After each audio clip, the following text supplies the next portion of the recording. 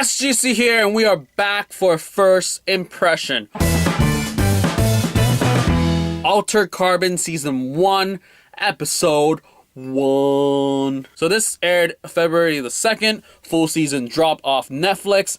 It is American sci-fi TV series created by Laeta Kalogridis, whose most recent work would have been Terminator Genesis. She was a co-screenwriter and exec producer. She was a producer for White House Down and a screenwriter, exec producer for Shutter Island, and was also exec producer for Avatar. Holy smokes. And she's also a co-screenwriter for the upcoming Alita Battle Angel. So that's a pretty varied resume. But anyway, this Altered Carbon is based on the 2002 novel of the same name by Richard K. Morgan. Never read it, so have no real expectations.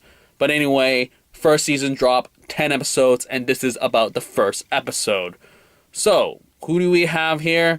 We have Joel Kinnaman coming back from RoboCop days. Haven't seen him since that movie, nor did I ever finish The Killing. We also have James Purefoy, who I haven't seen since The Following, which I never finished.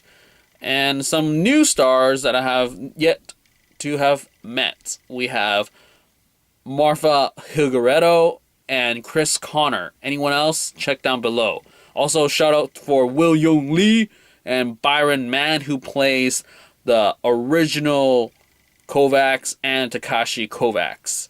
So, whoa. Anyways, so what's this series about? Well, basically, this takes place approximately 300 years in the future in the year 2384. So, people's consciousness is contained in stacks stored in the back of their necks, and their physical bodies are known as sleeves. And we have Takashi Kovacs, played by Joel Kinnaman, a violent mercenary who wakes up 250 years after his last death, and he's given a choice to either spend the rest of his life in prison for his crimes or help solve the murder of the wealthiest man in the world, played by James Purefoy. And that's basically it. So, as a first episode, interesting. I would say interesting. Why? Because they're really playing up the whole Asianness of everything. Even in the credit sequences, when they're sort of showing the names, they alter from sort of Chinese lettering to English. And for some reason, William Lee didn't get like a credit, or Byron Mann. I mean, he shows up, so it's like, come on, people, give them in the like special guests type of vibe. But anyways, beside that, I think for the first episode, let's just break it down a bit. We have his reawakening. I didn't really enjoy the whole voiceover narrative, but further down the episode, you realize who's talking, and you're like, fine. But for me, voiceover narratives without context is just way too much talking, and I just want more showing. And showing, wow, this looks expensive, and it is totally what Ghost in the Shell couldn't pull off, because you actually have this world, and it feels more organic, and it feels like these people actually do live in it. And you're set up the sleeve system as he gets off the jail, and you see like a 9-year-old thrown into an old woman's body. You see like how corrupt it is. You see how the system works, and you have people standing outside who are like, death needs to speak, and you have that sense of a world building, and I appreciate that. And as you sort of see more of the world in terms of the rich versus poor, and then the visuals, and just awesome. I really enjoy the visuals. Now, in terms of the narrative per se, I don't know. I'm intrigued, but it's just like, where's it gonna go in the long run? I did read an interview where Joel Kinnaman said he's probably not gonna stay around for season 2 if that happens, which would be interesting to see if he gets a new sleeve and we finally get like a main character played by an Asian man. That'd be great. I mean, for now we'll just stick with William Lee and Byron Mann. But anyways, beyond that, I really enjoyed the cops. Kristen Ortega and her partner, I enjoyed them in the sense where it's just like they're bantering and just the roughness, and they have more character than the Punisher cops. Like, seriously, I'm stuck on episode 2 because I'm just not intrigued enough to continue it, because those cops really hit a roadblock for me in terms of character and acting. But here I really enjoyed the 2 cops, just the bantering and how she's a hard ass, but it's like, I get why she's a hard ass. It's not just all that talk, but she shows that she's concerned, and she has all this like facts and evidence supporting her.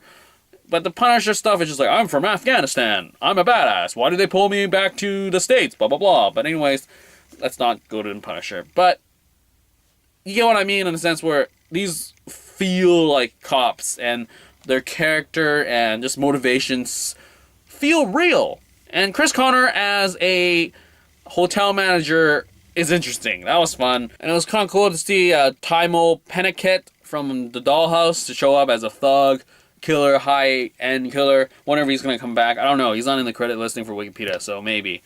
But overall, I enjoyed this for what it was.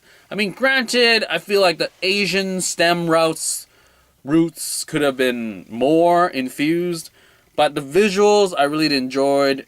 People keep throwing around hard sci-fi or just cyberpunk and all that. I have that vibe, and it's good. I enjoy it for what it is. It's interesting to see Joel Kinnaman playing a Japanese man, and I did read interviews where William Lee and Byron Mann didn't sort of study Joel Kinnaman, nor did Joel study how they portrayed Korvax. Because it's an interesting way where it's like, you have the white guy playing a Japanese guy, but then the white guy sort of dictates what the Japanese guy is sort of like, and in a sense, the Japanese people or Korean people are looking back to the white guy to see how they should portray the Japanese guy. Confusing, I know. So definitely, really bring in an Asian guy for season 2 or something. So anyways, I do wonder where it's gonna go. I did read some reviews about how overall sort of narrative in terms of the case is less interesting than the actual world, which I already feel like it is, because I just want to see more of it. I want to see how the world works, what's happened between when he died to 250 years ago. We have this Falconer woman, like, what is her role in all of this?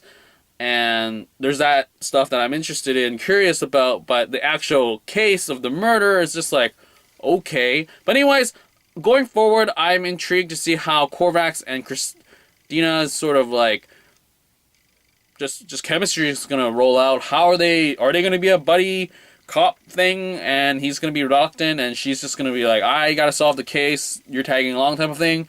What's gonna happen? I do look forward to the actual structure of each episode to see how they're gonna compel it, and with 9 more episodes to go. So yeah, definitely enjoying the visuals. The visuals is top notch, and I really wonder if Netflix is gonna come back with season 2, because this looks pretty expensive, and probably tons of people are gonna watch the first episode, but I don't know about the rest of the season. I mean, people dug Bright, and that was atrocious, and Outer Carbon, I guess, if you don't like Joel Kinnaman, then it's gonna be a hard sell. But I do like the whole race swapping thing, because it makes it interesting. Because how I just describe it, it's like, how are they going to pull it off? How are they going to show that he's a Japanese man rather than he's a white dude? I read about the production cycle, and then they were saying how in the books it's a lot easier to capture that essence of the Japanese man speaking rather than the white guy talking. But here, visually, every time Joel Kinnaman talks, you just feel like this is a white dude. So how are they going to make it compelling that there's a Japanese man as the stack and he's just wearing a white sleeve? So that's interesting. Anyways, can't wait to watch the rest of the season and get back to you for a final impression. And that is all for this first impression for Outer Carbon Season 1, Episode 1. Out.